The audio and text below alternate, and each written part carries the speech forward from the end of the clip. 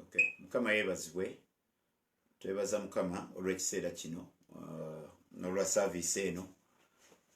Lumu ebyuma by'omuzungu bimanyi okukyankalanamu mu ngeri emu oba endala, naye ate twagala okubeebaza abamaze okutuuka mukama bwennyonnyini ddala omukisa n'abo abagenda okutwegattako.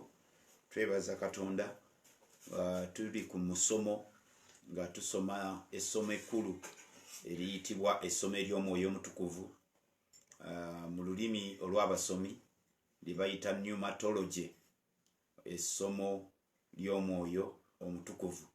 So tuze tutambula gyo twayogedde nnyo ku kabonero k'omwoyo omutukuvu ak'amafuta oba akwa oyiro oba amafuta. So ne tukogerako ne tulaba amakulu ne tulaba characteristics z'amafuta ezo ze tusanga mu mwoyo omutukuvu. Buli kabonero konna ke tutunuulira, buli lwe tukatunuulira tutunuulira characteristics ezo ne zituwa okumanya biki omwoyo omutukuvu byali ne byasobola okukola. So kitugaziyiza okutegeera. Olw'olwaleero tugenda kwogera ku kabonero akalala, ke kabonero ak'omwoyo omutukuvu nga empewo, kabonero aka windi. Era nakyo tujja kutunuulira tulabe wa Bayibuli weekasongerako okubeera nti kasonga oba kakiikirira omwoyo omutukuvu. Pastor Gerard Mukuye, wano toli evangelist, oli pastor in this service. Kituufu. Pastor Ras. Mbalamusiza mu linnya lya Mukama waffe Yesu. Mwebale kwagala services zaffe, mwebale twagala, mwebale tuwa followership ennungi. Munnange tumanya bw'otaba na ba followers oyinza oba oliawo okuggwamu amaanyi. Sibeerangako awo nga sirina, naye nteebereza mbuteebereza nga kiyinza okuba ng'amaanyi gakuggwamu. Naye mwebale nnyo. Nyongera okubajjukiza eno kiraasi. Bwe tumala okusoma tugenda kubawa ebibuuzo mubikole.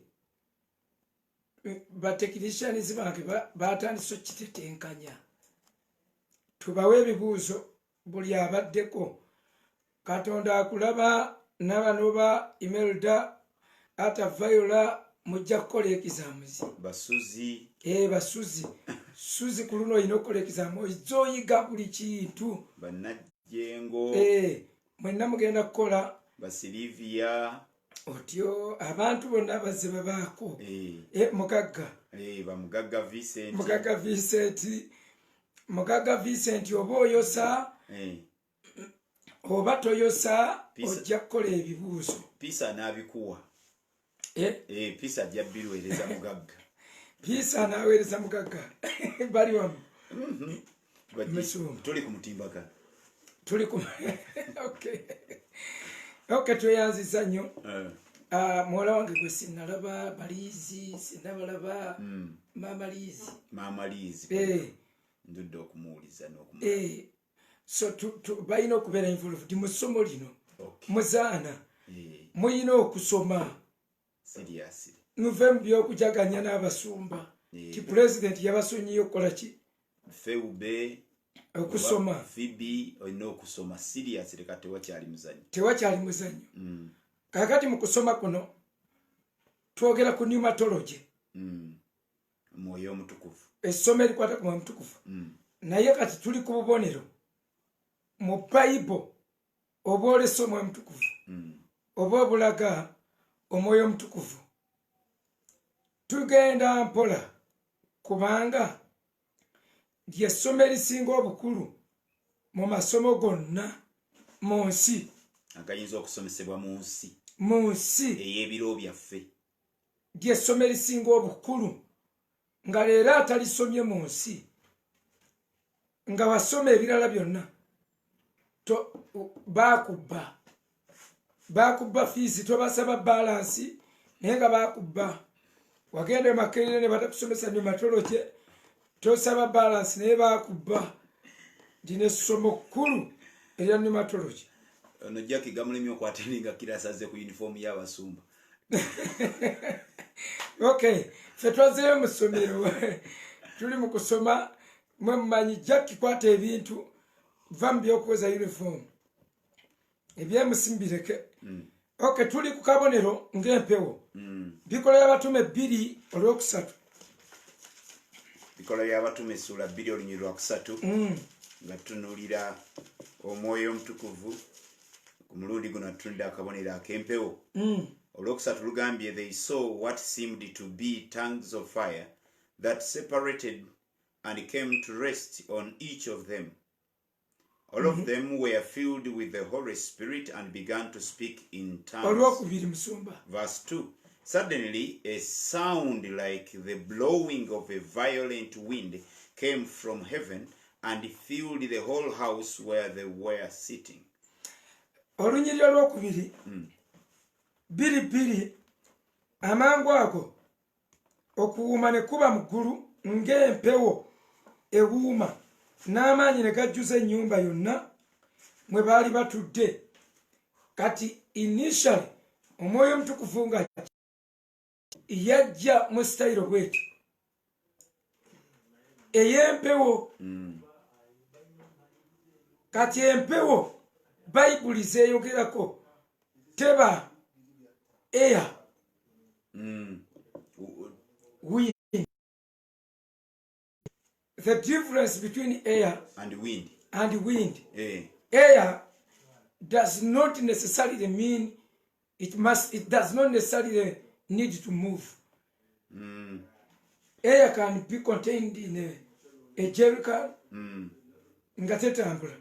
but wind must be moving air. Kyebayita wind yempewo etambula. Once it stops moving, it becomes air. Oh, the science ye yenyini. Kakati omwoyo air bamuyise wind, the mighty wind.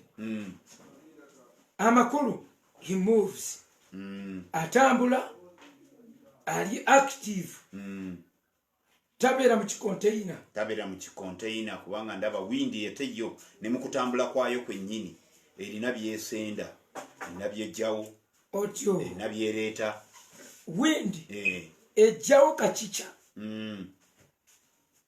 efuuwa kasasiro n'emujja mu lujja nga si gwe olweze n'emujjawo.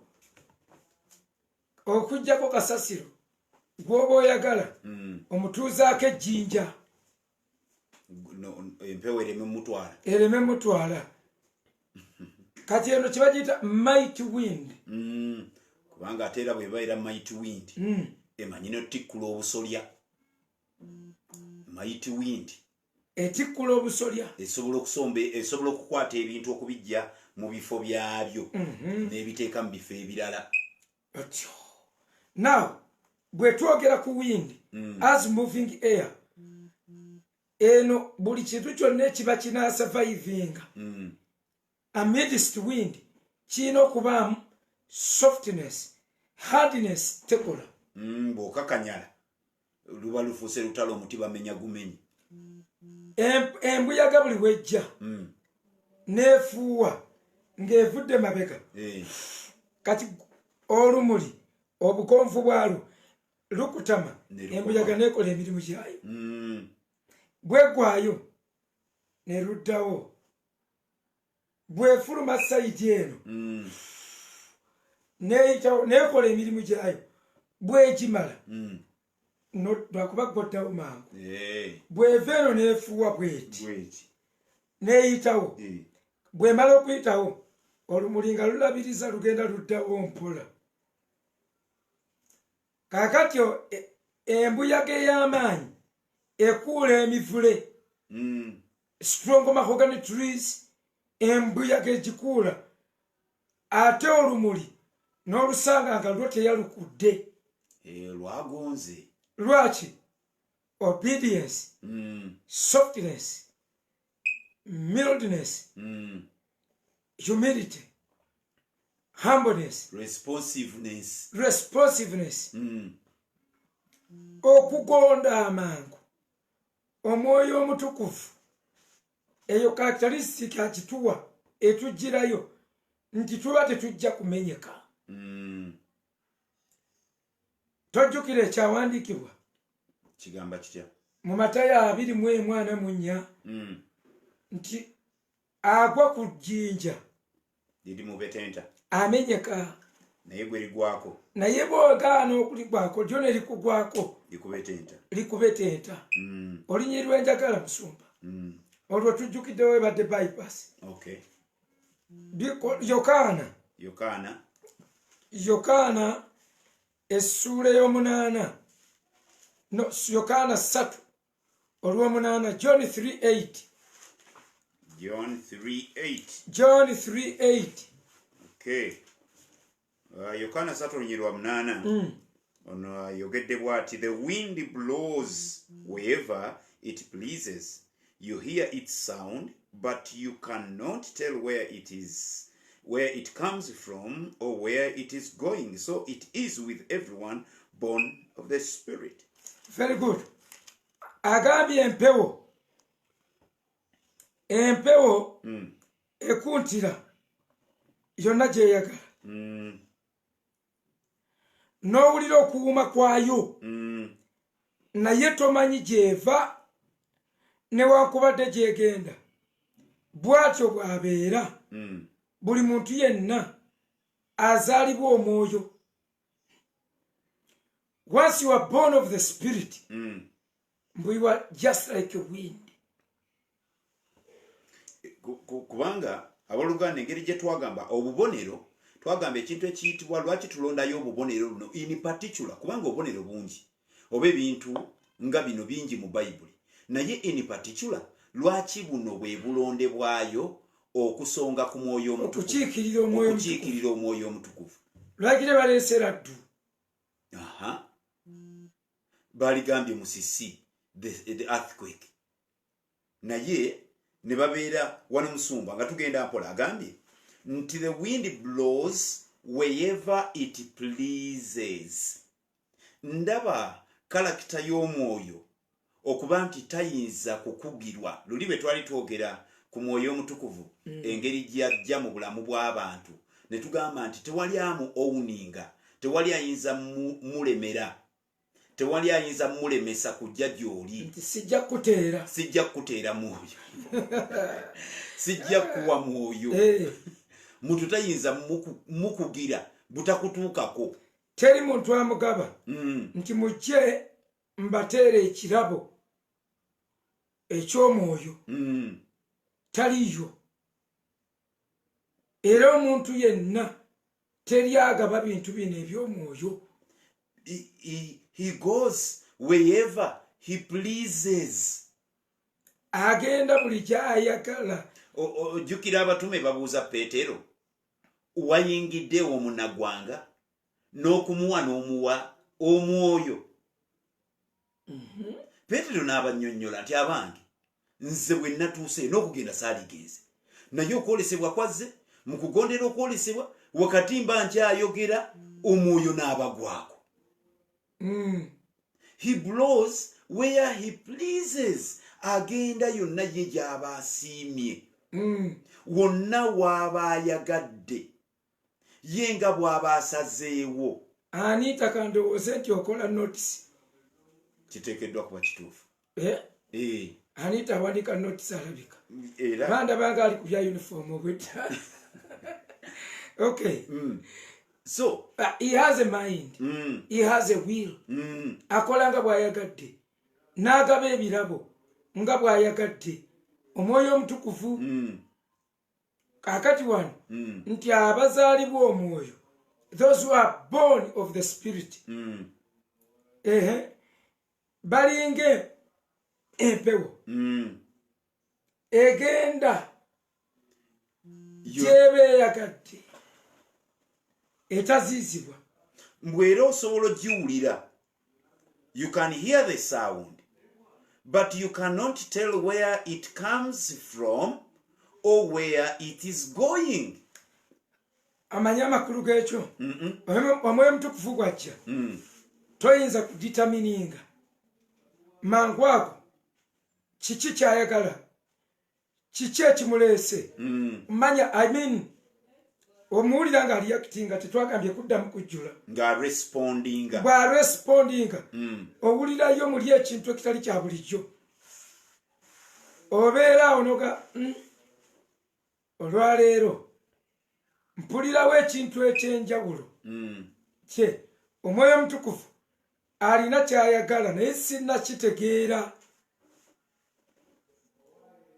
sinnaba kitegeera omwoyo omutukuvu ayinza okutandika omulimu ng'agenda kukozesa naye tukakkane tuba tetunnamanya exactly kyayagala obulamba bwakyo ayinza okugamba va wano genda ewa wajje batera okutuma egangu ewa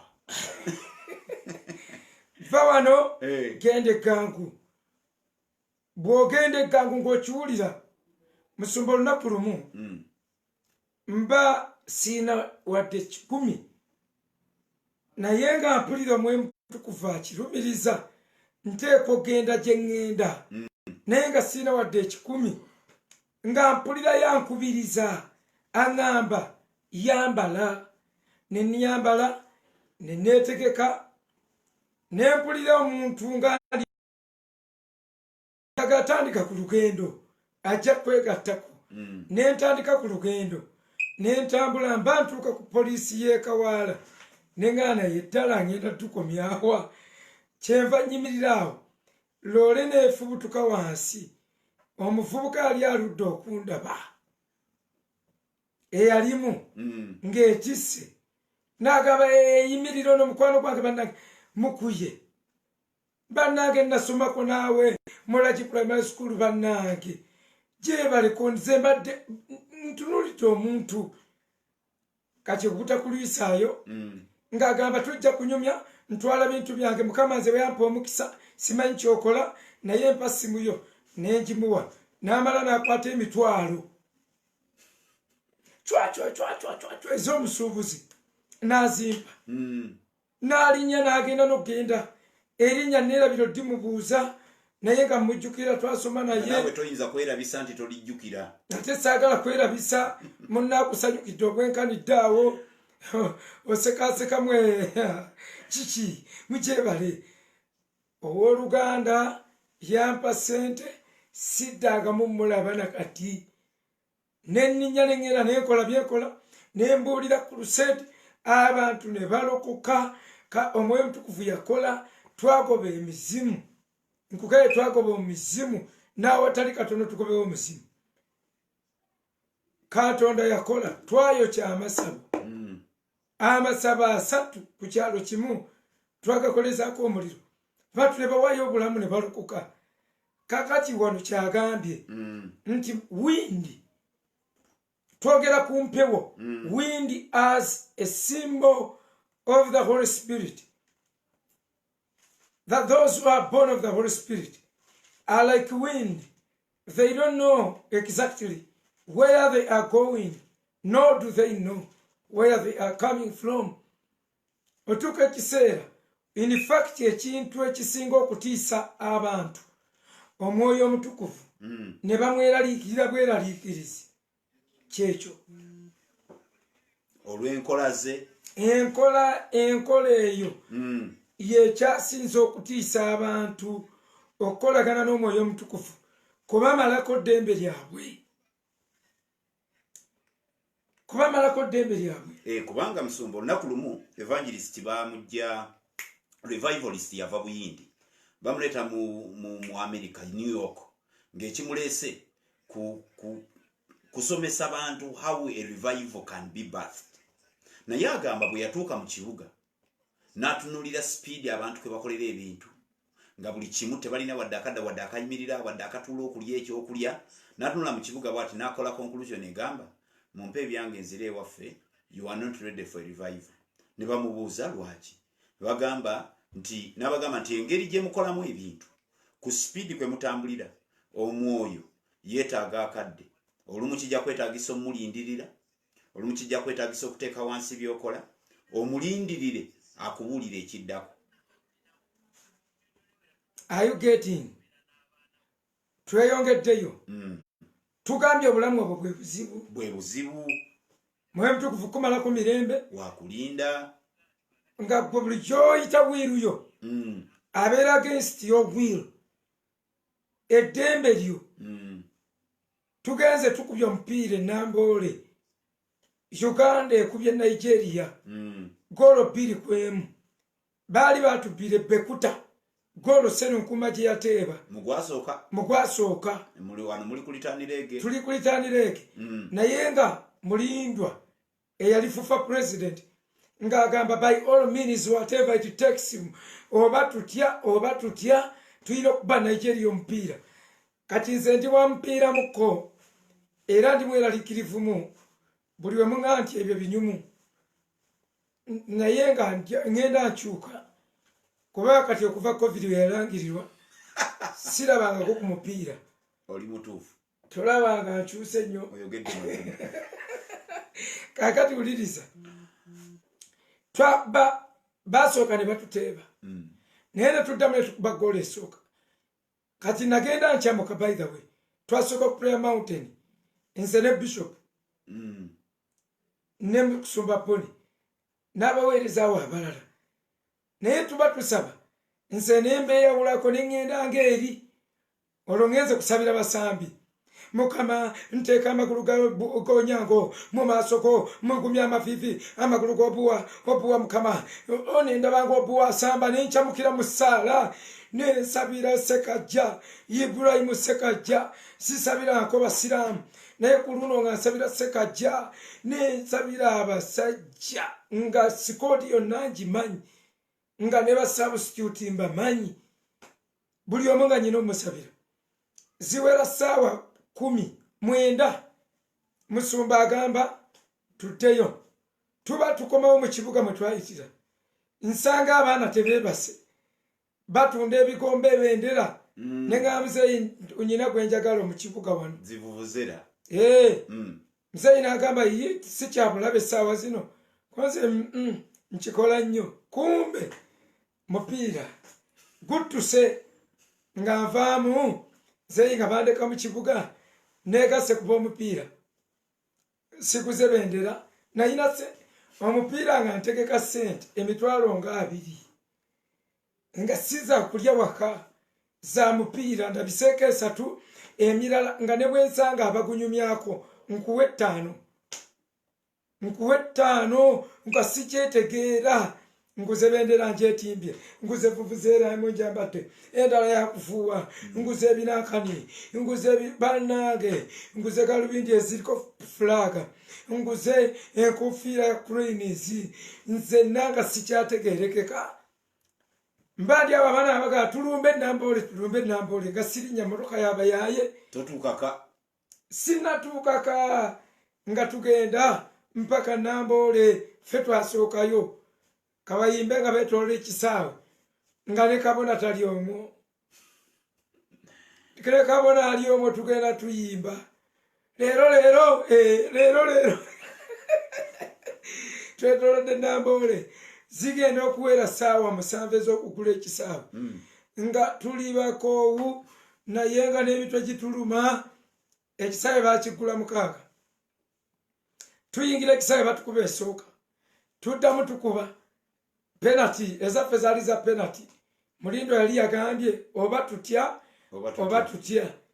kati ako ko oba tutya mu ggwanga eribbi nga Uganda oba okategeera batuwa penalty nga golo zibuza mu ggwanga essomi erisoma embeera ne batwongera penalty ezo penalty 2 omupiira ne guggwa ne mugukuba 2 gwe nali ninaanye n'asimulula empale n'atandika okuzina bw'ati empale n'evaamu nange ekyayiiya nkyakala gyekyakalamu ngenda okulaba omusajja ajjeemu empale agifuddemu n'atambula n'akwata essaati n'agijjamu n'akanyuga mu kibiina neŋŋaana naye sigenda kujjamu mpale naye waakiri azigemu essaati ngikanyuga siddayo na ssaati mba ntandika okusumulula amapeesa naye mpulirayo omuntu ayogera nange ng'agamba you have a name to defend.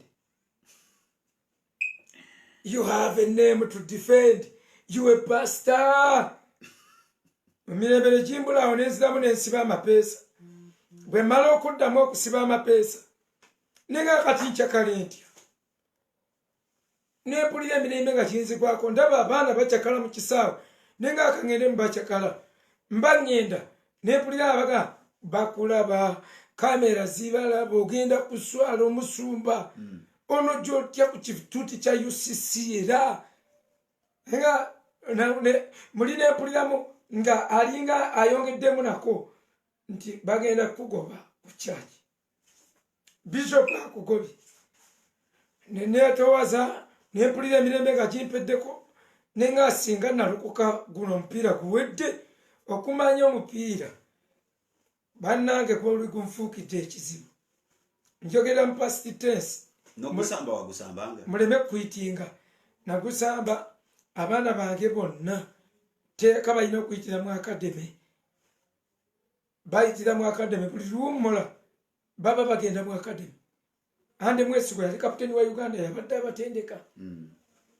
okay mbadde gamba omwoyo omutukuvu yanzijjako eddembe lyange akugwako ng'osumulula essaati nga nsumulula essaati zenna olusikyali mu kabuntu nga nombuuza ekyawandiikibwa mugamba bugambi nammwe mugende eri musuŋŋanira muli ndi ku mupiira sikyabi bino byaliwo si bbanga ddene kubanga bwe tubyongerayo ennyo gwe nolowooza nti malayika tubonyebonye n'obwobuntu naye omwoyo omutukuvu kye tujjawo wano nsonga ki ensonga y'okubeera nti asobola okuggyako eddembe lyo akudeprivingako eddembe lyo like a wind genda eno oli wano okyanyumirwa wano nagamba wano katono nawali katono obulamu obwo bwe butama abantu sori lwe lugambye like a mighty wind like a wind bwatyo bwabeera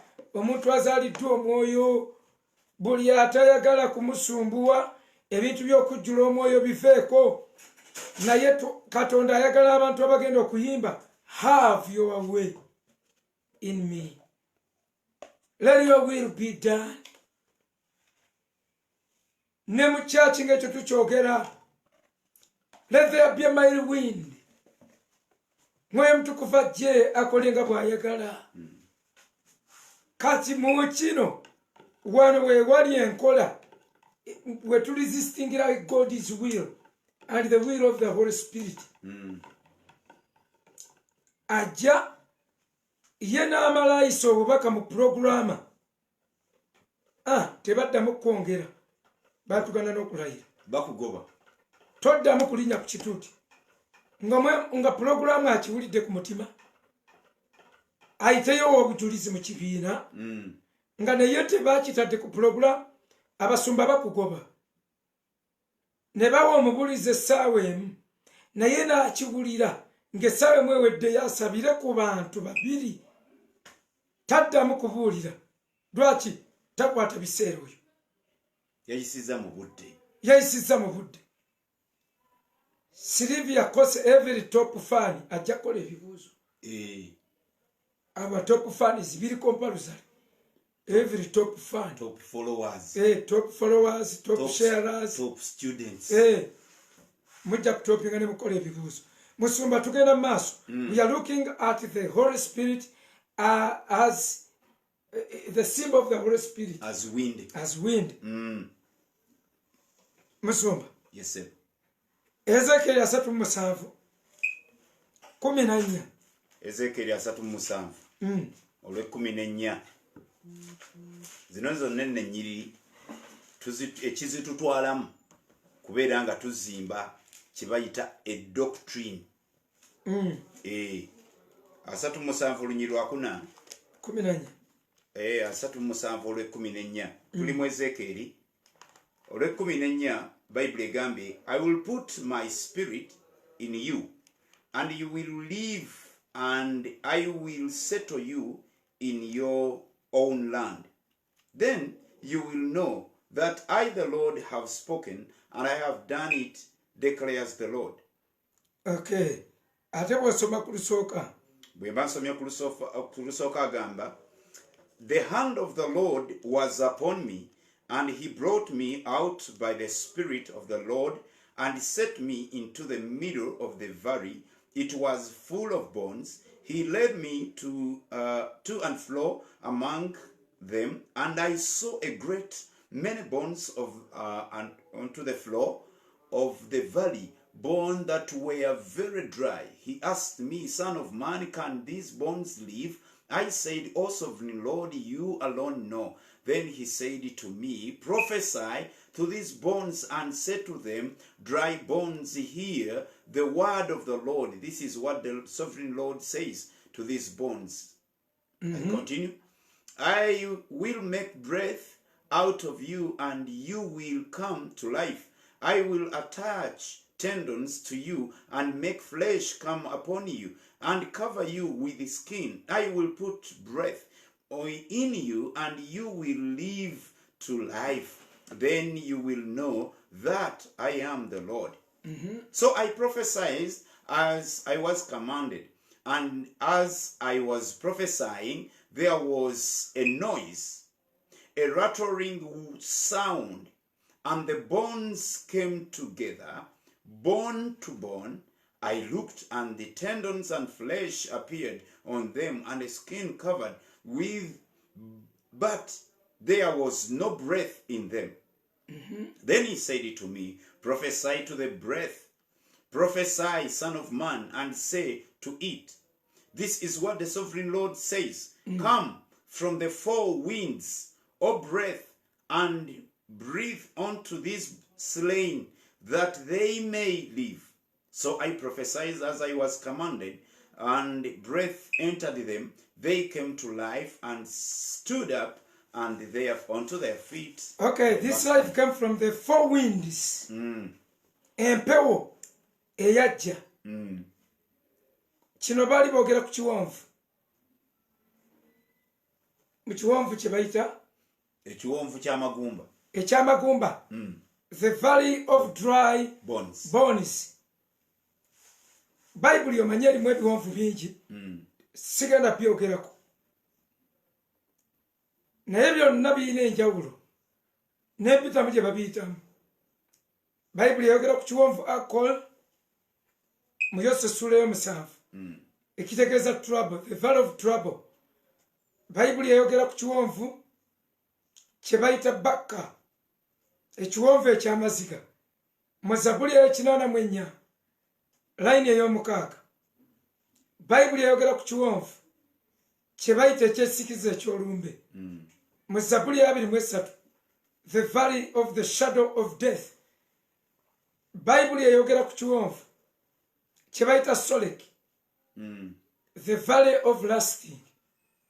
Ekiwonvu ekyokwaka, ekyokwegomba, ekyobwenzi, ekitayitikamu, ekimiza abanene n'abatono, ekimeza abaazaalibwa n'amafuta, ekikubya abalina emivumbo gy'enviiri omw'omutukuvu kwali kyekiwonvu bw'okisomoka bw'oti n'osomoka ekiwonvu kya Soleki nga owangudde.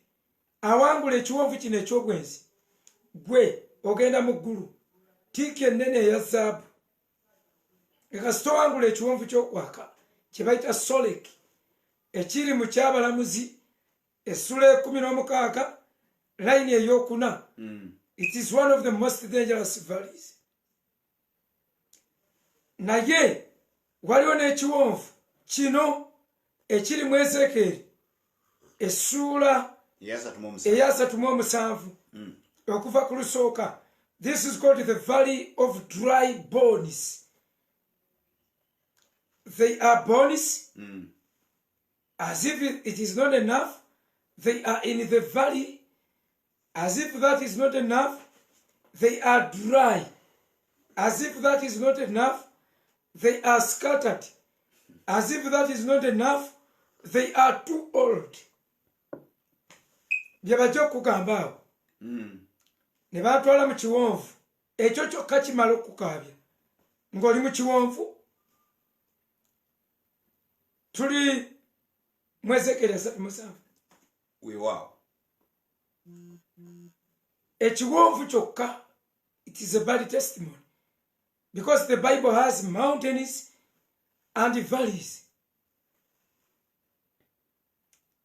Nabikolako research. Netuuka n'okumanya the deepest valley in the world. Naye mountain bwe bulamu obwa praise ng'olina testimonies nga you okay ng'olina ebyokwogera nga kajambo kakuba kijamani. Hallelujah. Praise God. We thank God for he has done great things to us. Amen. About celebrating. We are talking about the life of celebration. Nga tuzifulifalinga konga mountains. Ate bwe tuba mu valleys. We are talking about the life. Nga judde prayer requests. Balina baba ne prayer requests anyway. Aba mountains. But zidifalinga. Ziba zanjawulo. Prayer requests z'abali ku lusozi zaawukana n'ez'abali mu kiwonvu. Ez'abali ku lusozi Mukama nnuŋŋamyani gwe ngabira ssente. Musumba nsabiraako nnoonya poloti yange gwe njisigamu. Ayina prayer request. Ngewooli gwe nagamba omugagga eyajja nga azze kukola kumusabira. Yajja ne prayer request zisatu nga zimukaabya. Era gwe nakugoberedde nakulaba ku Grace Assembly nekugoberera musumba mukuye neŋŋamba gwogenda okumalawo ebizibu byawe. Nemugamba tokaaba. Yajjira mu benzi mukazi mugagga. Okumanya mugagga kwolwo okujja okundaba. Yandeetera engoye. Okujja eri kabona okumulaba for the first time. Yajja yeetisse mugagga. Kakati munnange omukyala nga ambulira prayer request zisatu. Esooka mutabani wange bamuwadde green card. Nagaana omwana wange ne ŋŋamba Mukama abaana bange nyina okubeera nabo. Naye ye bamuwadde green card agenda kubeera mutuuze wa Amerika n'akaaba. Nempandiika ekisooka konze sitaninga mubi. Naye nga nze ne bandimpadde risiiti. Nga si green card ebampayo akawandiiko ne ka invitation. Nandibadde na bujulizi. Kati gwagamba. Oh, kibi nnyo. Green card. My God. Aleeta prayer request ey'okubiri. Ekirala musumba ng'olwasangudde amaziga. Ekirala gyotutokaaba guma bijja kugwa. Ebonyobonyo by'omutuukirivu bye bingi. Naye Mukama amulokola mu byonna. Naye nga byayita ebonyobonyo. Ekibonyobonyo ekyokubiri. Wamanya musumba omuyindi eyafa ng'avuga emmotoka z'empaka. Koze ye Kulji. Nze ndi munnabyamizannyo ye Kulji. Yagwako accident n'afa nti otyo. Bba wange muyindi. Naye ayagala omwana avuga emmotoka z'empaka. Tokaaba. Naye kati omwana nali mu konfiisi nze gakkiriza. Taata we yamutumiriza emmotoka. Empya. Impereza 5,500. Mbu yagiguze $5,000,000. Impereza mpya agiguze $5,000,000. N'atema omulango. Omwana wange agenda okufiira bwekoze bannange sitaani nga mubi. Omwana wa muno n'omufuna n'omuwa emmotoka eya $5,000,000. Bwe prayer request. Ekirala nenkaabya kalaamu. Kati ekisembayo kinyuma. Aba gwona mbuli oba prayer request yennyini. Nezo ez'oku nsozi. omusajja namusaba yakimanyi ndi mulokole yotyo kale wadde muyindi akimanyi ndi mulokole naye omusajja bwe namupeeka ssente ne mugamba njagala nkole njagala nange mpankole bwe naakola nange nsobola okujja ku byenjagala ngende ku mikolo abantu bakimanyi ndi mukamugagga mukyakize gwe beeyamisa buli kintu bamanyi ndi mukazi wa munaggagga njagala mpe n'ekimu eky'ekkumi omuyindi n'agaana kati bwe yamupeeka ennyo omuyindi n'ajjula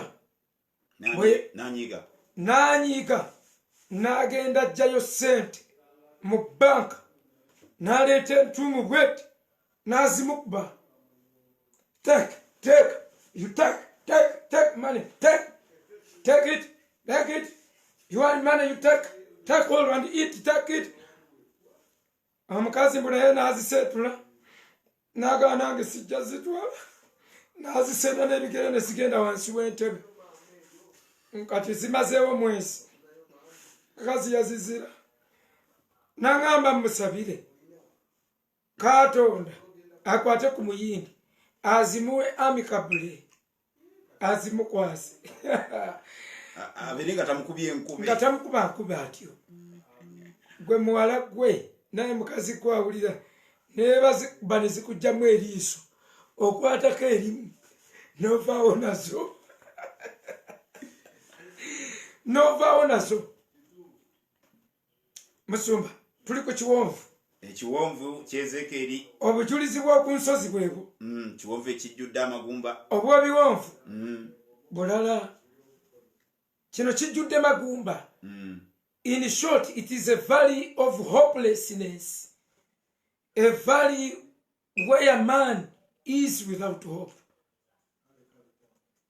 nga toyina ssuubi otunula eno tolaba gy'ova tekyogenda obulamu buli awo ennaku ekkute essuubi ne likugwako bwe liba lyakufumbirwa ne likugwako ng'olaba bato bo bafumbirwa bato bo babatwala senga akubanja bano taata wa akugeya ewammwe muba n'emikolo n'ojja obuuze ku bakoddomi ku babba b'abato bo essuubi n'owulira alikuweddemu amabeere byabanga byakusaaga ne kabanga akewunzikamu katono mu by'okusaaga ne kwongera n'olowooza tonnalya buli bw'onoomala okulya ganadda ne gagaana mpaka wega ne gakulaga nga kunakuwaliddeko essuubi ne liggwawo nga leero bw'oboona abagakkuba empi mu mugongo ne ku lubuto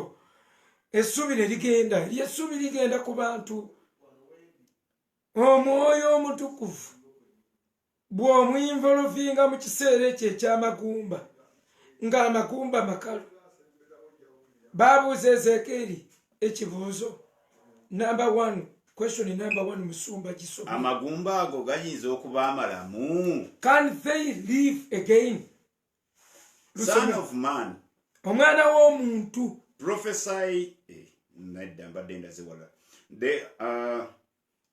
the hand led me he led me to and flow among them and saw great many bones on the floor of the valley bones that were dry. He asked me, son of man, can these bones live? Okay, he was led by the Spirit. And yachirimu, the Holy Spirit.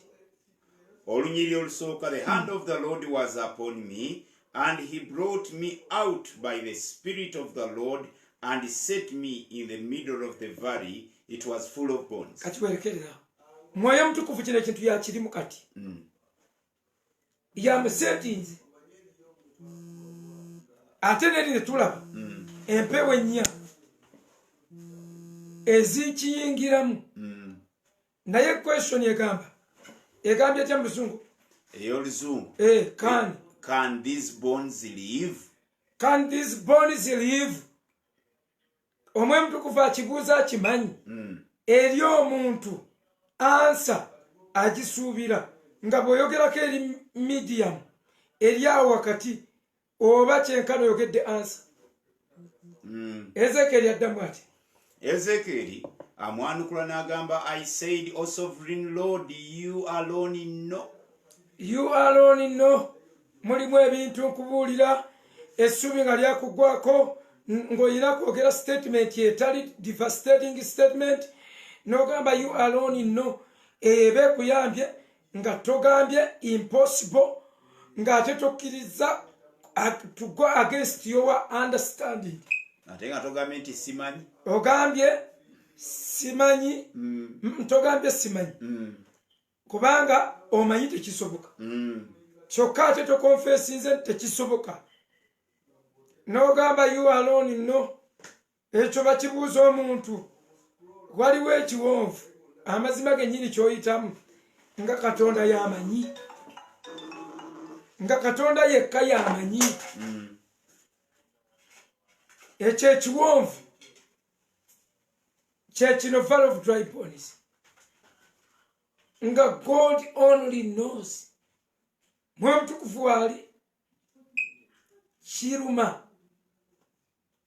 Obuuza kuba babaganda abo batoobo. N'ofukamira. Ne butandiko ga kayeegonze. Baba bannaabwe. Ne butandika n'okweraliikirira butoobo. Ekyo kiwonvu. Naye omusajja yaddamu ansa n'agamba you alone know. Mukama gw'omanyi. Gw'omanyi. Eyo ansa. Bw'atyo bwe yakyogera. Olw'okuba ne tuli kusomesa biwonvu. Yes, sir. Tudduke. Amagumba. Gajjako empewo omwoyo omutukuvu. Bwe bamala omuwa liidi. Ekyo omusajja kyagamba you alone know. Omwoyo omutukuvu agamba kale kankukozese. Let me now use your mouth. Because you have answered perfectly. You have surrendered. You have surrendered to me. Akokemuulira you alone know. You have submitted. It is a submitting statement. I submit everything unto you, Lord. You alone know. Have your way. Have your way in me. You know when I will get married. You know when. You know God is omniscient.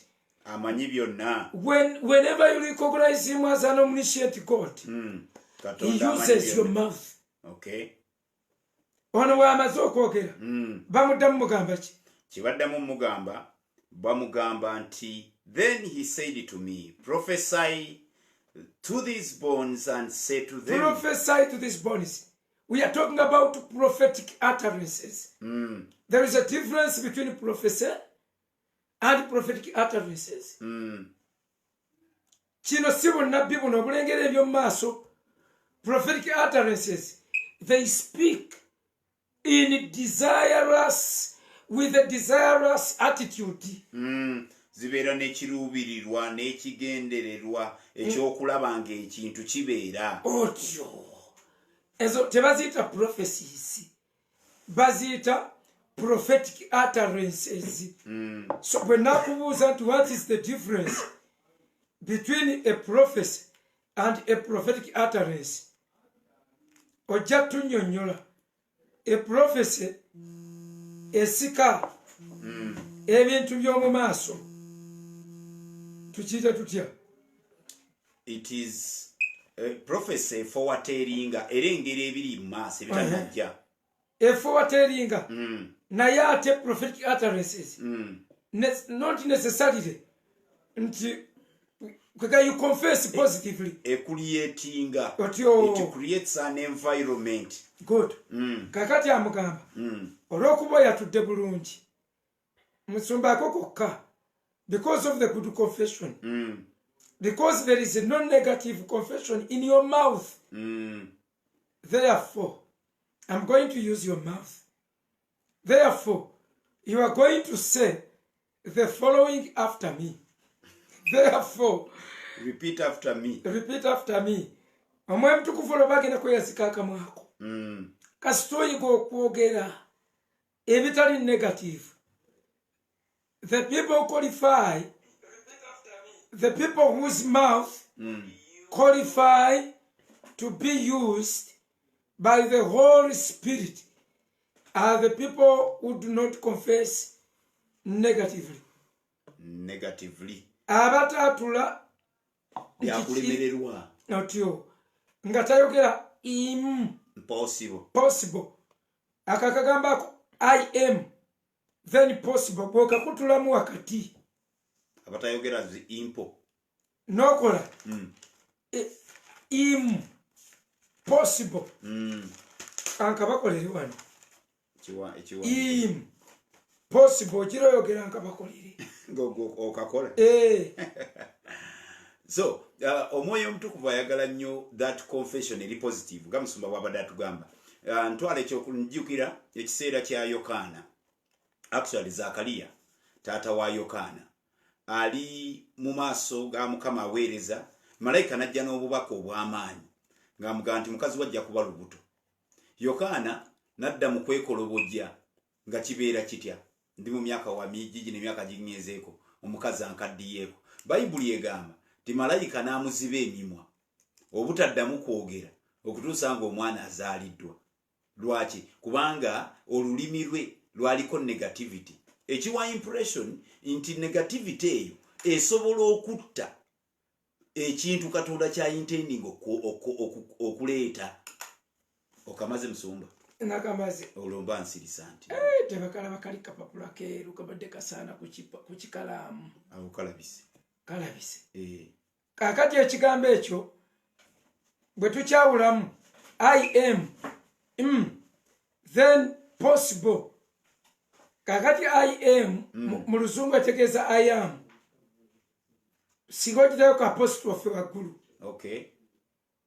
Kati buli wogamba impossible oba olanze I am possible. Kyoba olanze awo I am possible. I can be easily taken. Bakwata kutu nze ndi possible. I am easy goer. Kyekigambo impossible. Mu dictionary yeggulu teriyo kigambo impossible. Mbute kisoboka. Bayibuli egamba etya mu Lubereberye 18:14 ne bagamba Salaayi waliyo ekirema Mukama. Is there anything too hard for God? Is there anything too hard for God? Yeze Katonda wa bonna abalina omubiri. Era ezimu zigamba is there anything impossible for God? Waliwo ekitasoboka eri Katonda. So mikwano gyaffe kapapula mbadde kasulise omanyi bwe kateekayo gwendi lebanna science muzibu akapapula kako mbadde kasulise kakati ate wano bwe tuba tukasulise waffe tukasulika mweyolo katereera. Okay, objects are inverted physics. Okay, tubadde tugamba teriyo kintu kiri impossible eri Katonda. Eri Katonda. Sitaani yatulimba. Ekyo tekisoboka. You cannot get married at 60. Who told you? Teriyo basingo ba 60. Waliyo bamuzeeyi aba 60. Tojjukira lya tusaba omwana waffe. Namulaba. Nga yalina 5. Nga kayagala kali kagala. Wakunukiriza ali mu 22. Ali mu 22. Nga kasoma. Aine muga dinda kokko. Kakyasoma. Akyasoma. Ekibuzo kiri naye musumba omumuwa. Nze nga ffe tugaba abakazi. Nze kabe muwala wange Melody. Najja n'omusajja ow'emyaka 71. N'agamba amwagadde. Mbasabira obukisa ne mbasibirira n'enjiga musomesa babeera n'omusajja omukadde. Nti Melody ojja kuba oyagala music. Agaye wale jako music otereka abafu bange. Otereke birango. Yati bye birango. Sajja bakulu baba ita bafu babwe bonna abafa. Baba babwe. muyigiriza bwabeerawo. Nze mutabani wange n'aleeta omukazi nga mutabani wange alina emyaka 3 n'aleeta omukazi wa myaka 61 ne mubuuza mwagalana tiye okakasa nti ye omaliridde teri bivaamu nti ye mbayigiriza buyigiriza engeri gye bakyakaza omukadde mukumbira mu lujja mukasana ne muteekamu katongo kamu bwetyo bwe bityo muba mugenze ku biiki najjayo ekibbo yazze n'olukato n'obukeeto aluke ku kibbo kye aluke ekibbo kye noba naaluka omukeeka nga bw'alaba ku mayengo g'ennyanja naga onkoze bulungi nondeeta ku bannange wano kati tukuyigiriza buyigiriza. Juzi waliwo omukadde omwami yamuleeta ngambe ennyumba eri ogiraba ngamuninga ze sigiraba ennyumba giiyo naga nagisaalongo oyagadde kunnangira butalaba ngamune ennyumba yiiyo naga kale omaze ogamba nti siraba kyewalabye okunvuma nti siraba akati nga tumaliriza akabonero kano twagala kamaliriza bwe tuti wind ey'amaanyi omwoyo omutukuvu nga yazze even dry bones zeepanga amagumba gasobola okwegatta. Bayibuli egamba son of man prophesy speak yamuwa ekyokwogera yatula okuva we yatudde obulungi kubanga toli ba negative confessors gwoyatula bulungi. Omwana mulenzi yafuna ekigambo ekimuyitisa ekimwagazisa Katonda. Tojjukira oli eyali muzibe ng'ate mukazi we tazaala muzibe mukazi we tazaala ate baavu nnyo. Katonda n'abatuukako n'abagamba musabeeyo ekintu eki kimu kyokka kibakolere just only one ku ebyo ebisatu. Muzibe n'amugamba munnange tulina ebizibu 3 ko ye njagalako kimu mumpe kimu.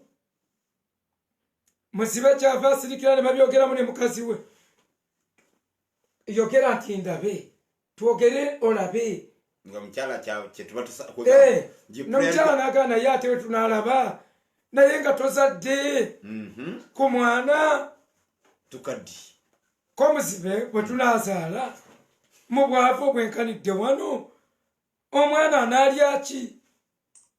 Ko bano byonna bikulu naye batusabye kimu. Muzibe bwe yasiriikirira n'afuna amagezi n'agamba mbiyisaawo nti bwe yatuuka wali Katonda n'amugamba nkifunye ssebo tye nsaba tye ozaaze mukyala wange omwana obugumba bugende. Mukyala wange azaala omwana tye mulabeko ng'alira ku sowaani y'ebbumba manya eya zaabu. Muzibe omuwulira amagezi nga wulira gageze ku levo ya waggulu. Nsaba tukolere kino kyokka mukyala wange azaale bebi mulabeko ng'alira ku sowaani ya zaabu. Byonna bisa Katonda naggwayo muzibe yamumalayo era n'amugamba akukoledde byonna oli musajja mugezi. Mukama ayagala abantu abagezi ayagala abagezi. Abasiru tabakyawa naye akyawa obusiru. Gwe bw'ojja nga tomanyi ng'ozze kufuna amagezi aba ayagala ogafune oleme kusigala bwoti. Ekyo kyokka kyamuweesa. Ono omusajja kimufudde akamu. Lagula ku magumba gano gakuŋŋaane n'agamba magumba mukuŋŋaane. Si kigambo kye naye waliwo akimutaddemu. Akimutaddemu yani eyamufulumizza yani omwoyo omutukufu. With the Holy Spirit we can know what to say. With the Holy Spirit we can remain positive. With the Holy Spirit tusobola okugaana negative confessions. No confessing ku baana b'ekyana kino kisiru bannange ekyana kino naye tojja kuba mukaabutu togenda kuba mu magezi. Simanyi bw'oliba ebyo byonna omwoyo omutukuvu tajja kwesa lulimi lwo tajja duweerezesa tayagala olaba batta bali abaali bamalamu amaanyi abagenda okuspayinga ensi abagenda okuspayinga ensi whoever confessed negatively bamutta baba tojja kuddamu osomewo ndoza kiri eri mukubala 14 mukubala essula ya 14 bakomyawo lipooti babatta lwaki katonda waffe takolagana na mutima okukikumira oba owadde nnyo kiri ekitiibwa ekyo kimunyiiza kale bwe yamugalagula byogera osingeko byeyalagula ne bwotasoma byeyalagula obimanyi amugambye lagula eri amagumba gano n'agamba nti oyite empewo ennya n'agamba amagumba gafune ebreath kyeki mu Luganda omukka musumba yalagula ku magumba oda yali bweti amagumba ne geekuŋŋaanya bone to bone to bone bone to bone tewali kagumba ka mu ngalo akagenda mu nnyindo tewali kagumba eggumba ly'omukono ne ligenda ku kisambi ekyo kitegeeza si omwoyo mutukuvu ali perfect buli kyakonectinga is a perfect connector is a divine connector kyovola bayibuli egamba mu Isaaya 3:4 olunyiriri olw'16 nti omwoyo omutukuvu olw'okuba yakuŋŋaanya ebintu tewali n'ekimu kiri bulwa nnume none of them will lose its mate none of them will lack its mate why because my spirit has gathered them is the one who gathers them olwo olunyiri lwammwe mwenna abatanafumbirwa teri kiri bulwa nnume ennume yo gyeri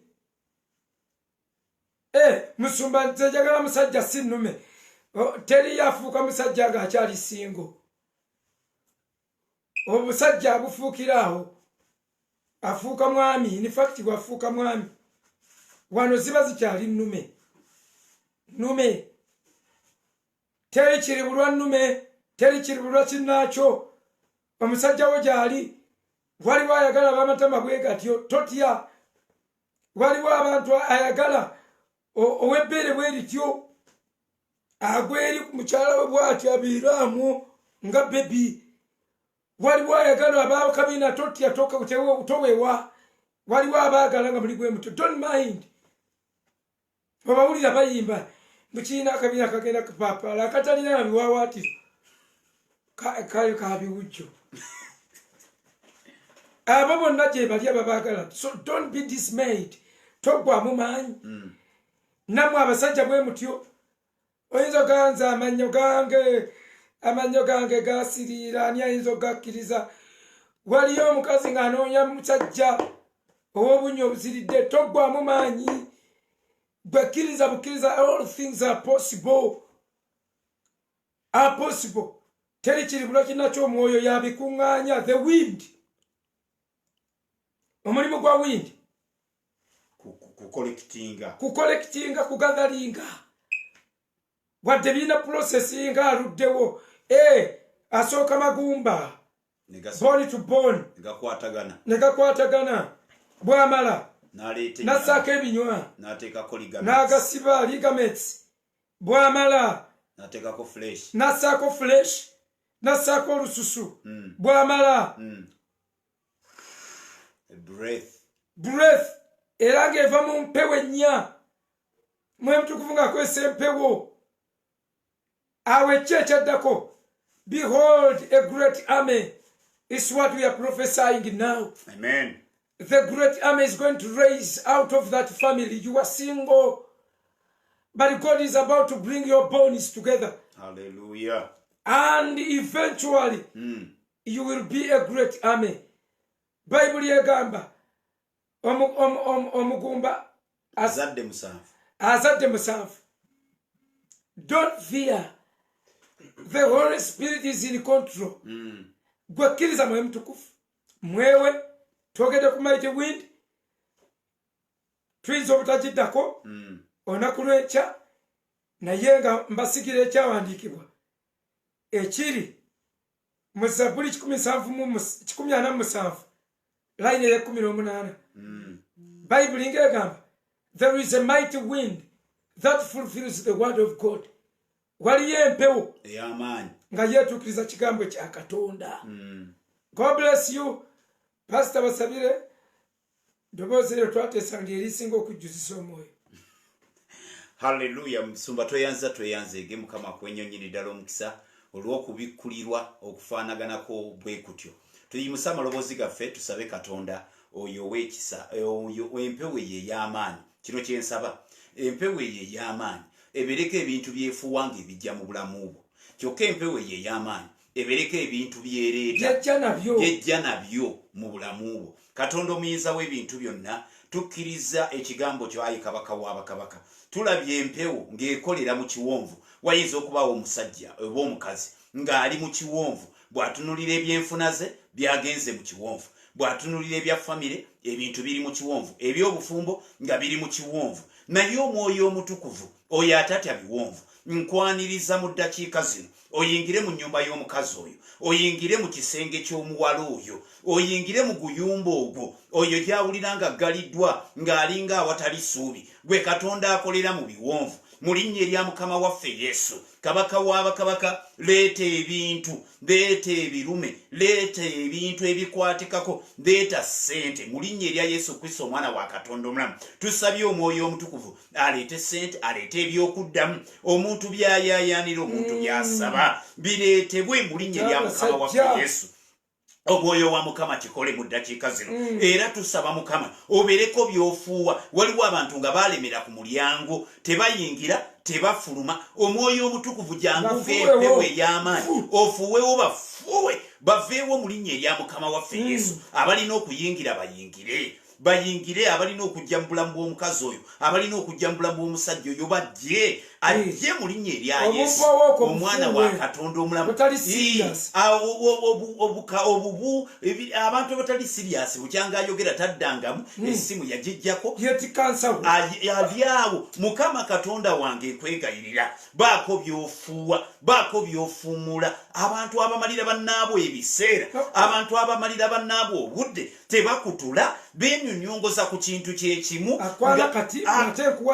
n'atakutula kyayogera, n'olemererwa okutegeera nga n'okutegeera kyagamba nga nakyo kyakwegayirira Katonda. Omwoyo omutukuvu ebyo diiringa nabyo, tubatadde mu maaso go Mukama, tubawonze gy'oli. Gwe empewo ey'amaanyi, babeerera empewo ey'amaanyi, ebayimuse okubajja mu kiwonvu, wabeerewo ejje erigolokoka, wabeerewo obufumbo obutondeka, wabeerewo obulamu obwambalirwa mu linnya erya Mukama waffe Yesu. Twogedde eri amagumba amakalu gabeere nga gafuna obulamu, gafuna ebinywa byago, gatambule, wabeerewo okuwangula. Tukwebazizza omwoyo omutukuvu mu linnya erya Mukama waffe Yesu.